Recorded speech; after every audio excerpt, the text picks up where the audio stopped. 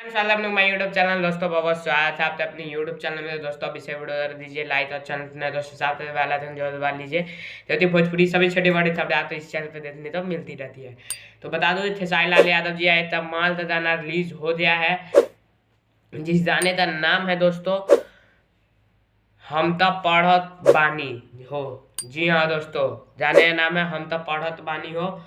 और खेसारी लाल यादव, अंतरा सिंह प्रियंका ने इस गाने को गाया है और अखिलेश कश्यप जी का ये कलम से निकला हुआ गाना है और श्याम सुंदर जी का म्यूजिक बनाया हुआ है।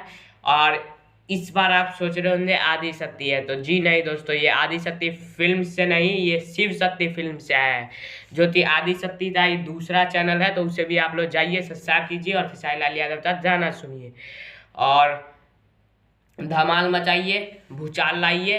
तब तक के लिए जय हिंद जय भारत।